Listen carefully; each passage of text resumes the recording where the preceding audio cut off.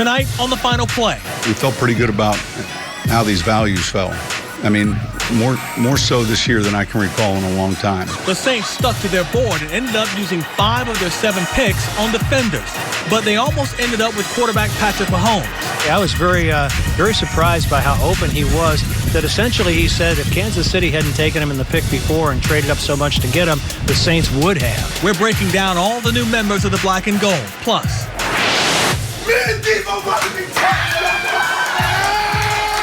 a slew of local products have new homes after the weekend. See where everyone is headed, including the trio of Tigers we followed all week at the draft in Philadelphia. Man, with that phone call, man, my heart, like, I was talking and everything, all of a sudden the phone rang, everything stopped. And the little rain couldn't put a damper on the excitement of the first annual team format Zurich Classic. We've got the latest from Avondale, as well as a recap of a busy weekend in college baseball. All right here.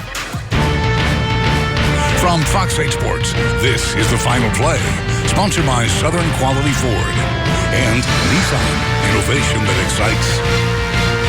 Welcome into the Final Play. I'm Juan Kincaid, and the Saints have turned the page on a very hectic weekend of picking and choosing new players. Another NFL draft in the books, and by all accounts, the Saints helped themselves, even though it may take some time to get a sense of just how much they helped themselves, particularly on defense where the most help was needed. Sean Vazan gets us started tonight by wrapping up the weekend with the draft at Saints headquarters. The NFL draft for 2017 is officially open. The Cleveland Browns are on the clock. The 2017 NFL draft began about as good as the Saints could have expected. 7 of the top 10 selected were offensive players, leaving the Saints with several options at number 11. With needs at cornerback and pass rusher, the Saints went cornerback and took Ohio State's Marshawn Lattimore, a player they had rated 3rd or 4th on their board. It was outstanding. It was outstanding. It's just, you know, through a lot of the different scenarios, he was one of those players that we felt would be difficult maybe to anticipate him being there. But, you know, things happen, and, you know, teams, each team has a certain goal and in a certain way they want to approach it. It's going to take some time, but, you know, I feel like I can get in there, been there with a vet and learn how to break down the film, you know, even better than what I was doing at Ohio State. So, I mean, it's a hard learning process, you know, so I'm ready to do it. As fortunate as things were at 11, the opposite was the case at 32. The Saints were set to take Alabama linebacker Reuben Foster until San Francisco swooped in with the trade to take him at 31. With Foster gone, the Saints took their next highest graded player, Wisconsin tackle Ryan Ramczyk. Our grade on Ryan was at the top half of round 1, inside of a grade of 115, and the pass rushing, the next pass rusher grade would be somewhere tomorrow. I mean, there was a big gap. Day 2 was big for the Saints. Sean Payton viewed it as the strength of the draft, and they attacked accordingly. At 42 in the second round, the Saints added more to their secondary by grabbing ball-hawking Utah safety Marcus Williams. Mostly I played center fielder, so I was just that sideline guy, you know, just back there getting interceptions and stuff. So that's usually how they use me. That's pretty much it. In the third round, the Saints were active. They traded up with San Francisco at 67 to get a player they coveted all draft, Tennessee running back Alvin Kamara. To get there, they gave up a 7th rounder and 2018's second-round pick. To Payton, a player with a Darren Sproles, Reggie Bush-type skill set was worth the move. Payton knew this at his private workout with Kamara, a workout Kamara wasn't initially going to participate in. You know, you go through the process, and there are a few guys that just stand out, and he was one of them. And afterwards, when we got on the phone yesterday, I said, hey, those might have been the best 11 routes or the best decision to go get your cleats on that you've made in a long time. Day 2 ended with the Saints finally addressing their pass rush when they took Florida Atlantic's Trey Hendrickson at 103. Day 3 was a long wait for one pick. In the 6th round, the Saints drafted Miami defensive end Alquanin Muhammad, a player who was suspended 2 of the past 3 seasons. Overall, though, the Saints came away with a 7-player haul, 5 on defense, 2 on offense, and 1 satisfied head coach. We've hit a number of positions. you know, a lot of times, I heard you talking with Mickey yesterday, a lot of times, you know, your priority or a must might not come to you in the first round. Cornerback was a must position, so we were able to do that with a player that that we're excited about. And so managing that board and making sure you're getting the value is extremely important. We now welcome in the voice of the Saints outside a windy day here in the city of New Orleans. And Jim, the draft is over. Another one has come and gone. Your overall feeling of this class? They said they wanted to improve their defense. They got 5 defensive players out of 7. Yeah, that's true. And as Sean Payton said this afternoon, you never get everything you want out of a draft, and I'm sure that's the case with them as well. They did address needs, but whether they addressed them with players of impact at those positions, only time will tell. You mentioned the word impact, and I'm curious, as you look at this class, all the picks, 1 through 7, are there any instant impact playmakers right now? Got to be Marshawn Lattimore. I mean, he's the number 1 guy on the board at that position. Certainly an area of need, or they wouldn't have made him their first choice. Everybody who watched the Saints the last few years knows how badly they need quality cornerbacks and guys that can stay on the field, and hopefully he can, despite those hamstring injuries. So he's going to be plugged in right away. He'll be the closest thing, they hope, to a shutdown corner the Saints have ever had. At one point, I guess, a couple of years ago, you thought Delvin Breaux might be that guy, but that's probably a little bit too much to ask of him. You know, I also like Alvin Kamara, who the Saints like, because as Sean Payton said, crystal clear vision. He can have an impact right away. First round ends up being at 11 and 32. It ends up being Lattimore, as you said, and Ryan Ramczyk, the tackle out of Wisconsin. But it's kind of funny because it's almost kind of what's created a buzz is who they did not select. They came close, we found out, for them taking quarterback Patrick Mahomes at 11 and then possibly getting Reuben Foster at 32. That's about as open as I've ever seen both Sean Payton and Mickey Loomis about who they did not get, especially Mahomes. I would agree. I was surprised by that. They obviously were very much enthralled with him. People have likened him to a young Brett Favre, and he's going now under Kansas City's Andy Reid, who developed Brett Favre in Green Bay because of his ability to make plays, to scramble, to throw from every sort of arm angle, the strength of his arm, and there was video of him throwing the ball 80 yards. So Payton was truly impressed with him. But I agree. I was very surprised by how open he was, that essentially he said if Kansas City hadn't taken him in the pick before and traded up so much to get him, the Saints would have. Yeah, and it would have been interesting to see, had that scenario played out, how different today would have been. Pass rusher. We said it at every pick. Got to be a pass rusher. Got to be a pass rusher. Got to be a pass rusher. Got to be a pass rusher. It finally came in their second to last selection at 103 in the 3rd round. Florida Atlantic's Trey Hendrickson. I watched some tape of him after the 3rd round. Look, he's got a motor. He's an effort player. I think he can be a solid rotational player. I don't know if he's ever going to be the premier pass rusher, but what did you think of those 2 selections closing the draft with 2 pass rushers? Well, I think maybe this might have been the first time in the draft the Saints truly weren't true to their board.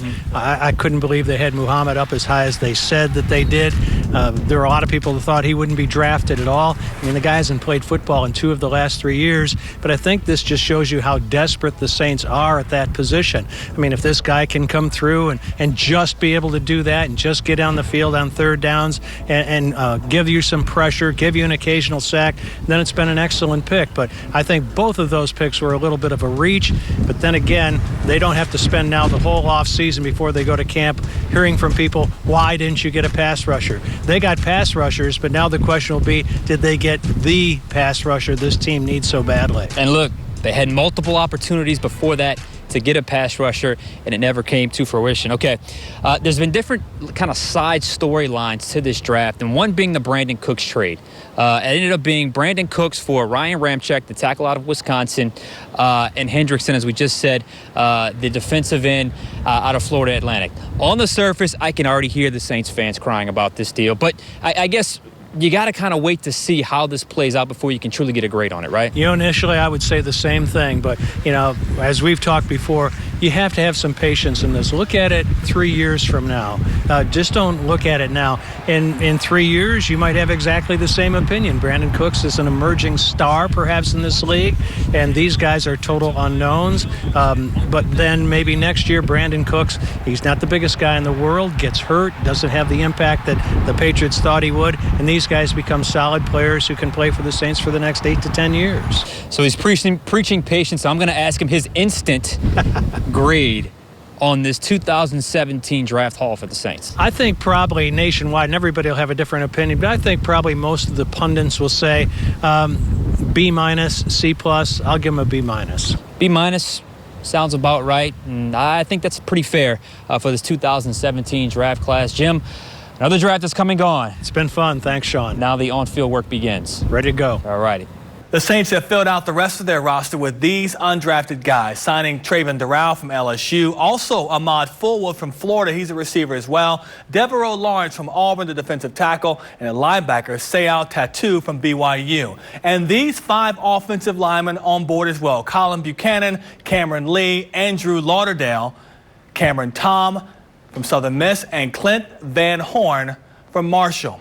Don't miss the Saints' latest moves anytime, day or night. Download our FinalPlay app to keep up with the trades and draft picks. We'll also have video analysis and news from all across the NFL. We're just getting started here on the FinalPlay. Still ahead, LSU sent another large contingent to the NFL, with Leonard Fournette leading the way. Chris Hagan will put a wrap on the Tigers' weekend in Philadelphia. Plus, year after year, Louisiana is one of the nation's biggest producers of NFL talent. And the Pelican State didn't disappoint this draft. Kids that call Louisiana home now have new homes, and we'll tell you where when the Final Play continues.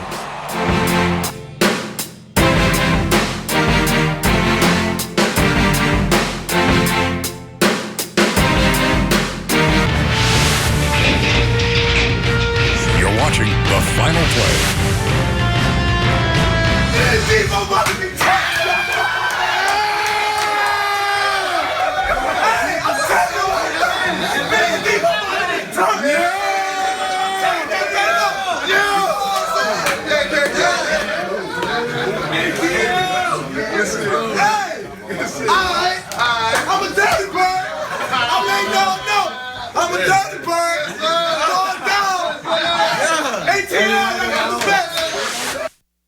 The Saints will see Duke Riley at least twice next season, with the former LSU Tiger now being an Atlanta Falcon, following the exact same path as his former teammate at LSU, Deion Jones, did.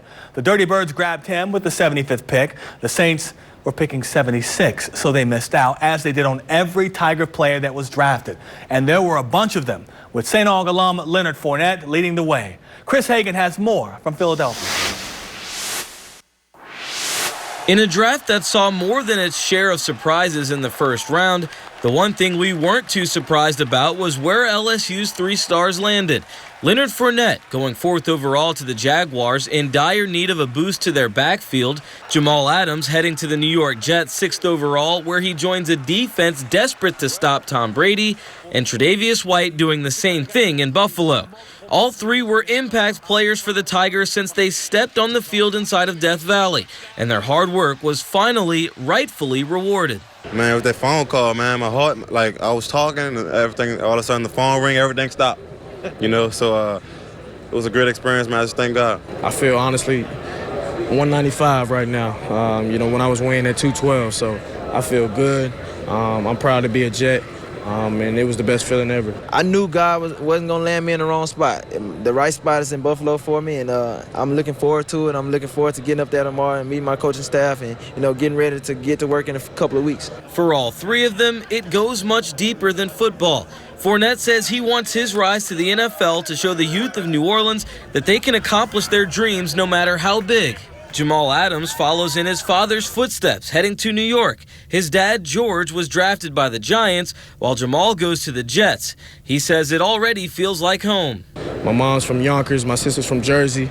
And now I'm part of the Jets family, so, you know, that whole family's bleeding green and white. And for Trey White, while football is a major part of his life and what he's most known for, he was overcome with emotion, not only because he heard his name called in the first round, but because he's checked all of his boxes along the way, graduating from college and giving his family a life they've never had. I was crying so bad, man. I was just overfilled with joy, but I could barely get my words out. Those guys really didn't understand what I was saying, but they just knew I was overfilled with emotion, but it was a great conversation. Day 2 of the draft saw another trio of Tigers headed to their new NFL homes.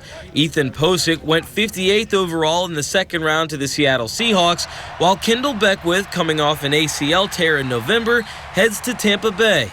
But by far the most interesting pick, and agonizing for black and gold fans, is LSU's Duke Riley, a New Orleans native, going to the rival Atlanta Falcons. He's thrilled to rejoin his former teammate and fellow NOLA product, Deion Jones. You know, it's just a blessing, you know what I mean, to be a part of a program like the Atlanta Falcons. You know, recently was in the past Super Bowl. I just can't wait to get out there and compete, you know what I mean.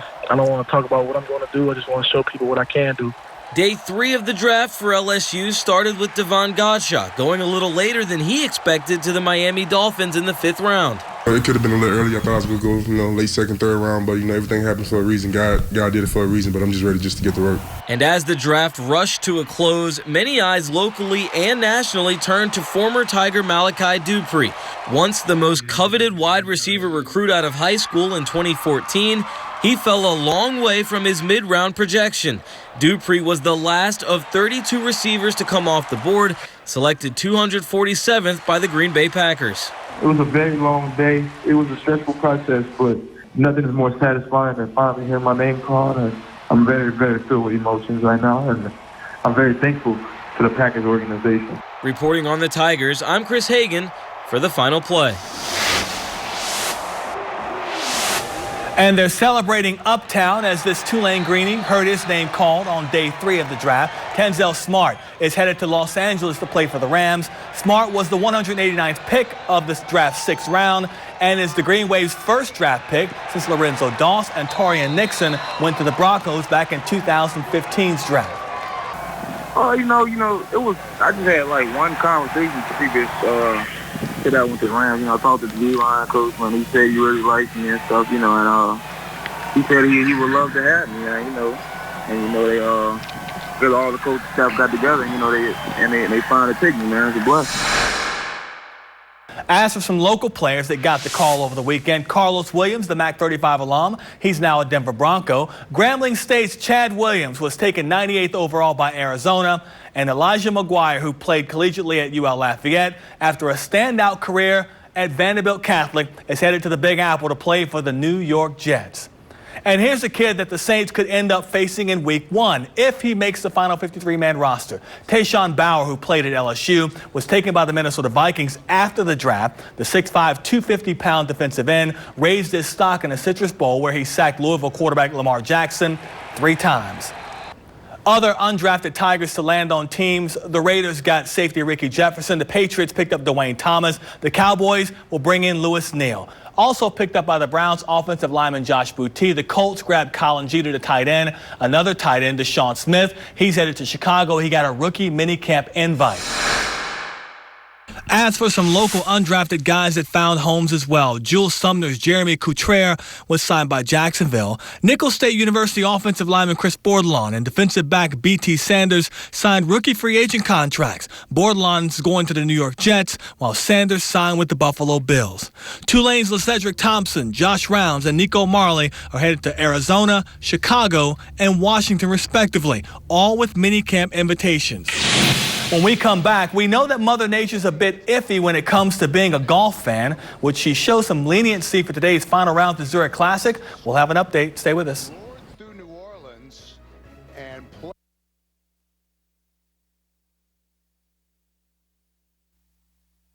With the Fox 8 Final Play app, you're never without Fox 8 Sports.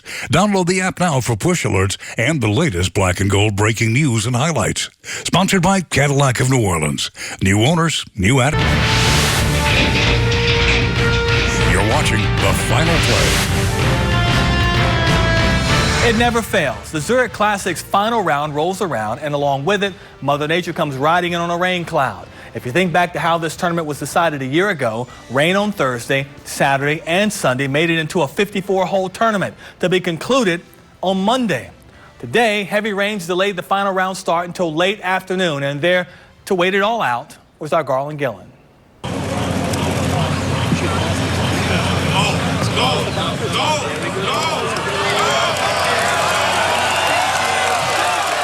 It appeared with a one-stroke lead in this sweet approach shot by Cameron Smith that the team of Smith and Jonas Blix had the 2017 Zurich title in their grasp.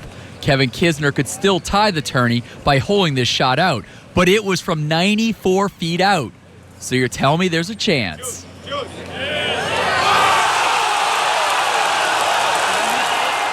Oh, I knew I was going to make it the whole time.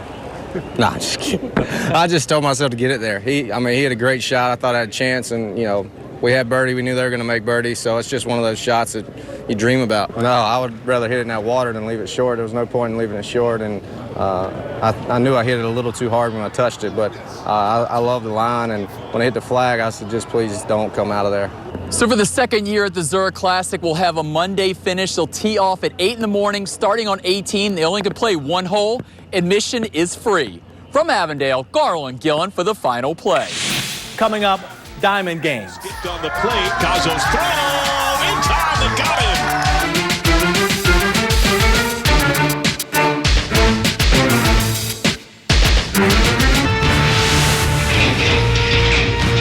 You're watching the Final Play. On the diamond this weekend, LSU bounced back from their loss to Tulane Tuesday by sweeping Alabama. They jumped out to an early lead in their first two games and secured the sweep in extra innings on Saturday as Michael Papersky knocked Kramer Robertson home. The Tigers are now tied for third place in the SEC West. As for Tulane, Travis Jewett tried to lead the Green Wave to a series-clinching win at East Carolina today. Early on, Cody Host puts Tulane ahead in the fourth inning with a double down the right field line. The coughing corner, Garrett DeHart, sprints home, giving the Wave a 1-0 lead. But the Pirates responded immediately with a sac fly to tie it, and then Wesley Phillips falls with this RBI double, brings two around, giving ECU a 3-1 lead. After ECU made it 5-1, Wave needing a ninth-inning rally, Grant Witherspoon sends Hunter Hope home to cut the lead to 3. Then it's Hunter Williams doing his part with a gapper. That brings Sal Gazzo in. Next batter, though, DeHart, the senior, can't deliver. He flies out to end the game and drop the series. 5-3 today's final. Tulane now in a 5-team tie for first place in the American Conference. UNO and Nicholls State both on the road this weekend. Privateers fell just short of a sweep at Incarnate Word, losing 10-9 today. Meanwhile, the Colonels clinched their series and pulled their season record even with a 5-4 win at Lamar. And that wraps up a very busy Final Play for this Sunday night. For all of my guys, Sean, Chris Garland, producer John Bennett, photographer Edwin Good, and all of us here at Fox 8, I'm Juan Kincaid. We hope you'll join us again next Sunday night for the Final Play. From Fox 8 Sports, this has been the Final Play, sponsored by Southern Quality Ford and Nissan, innovation that excites.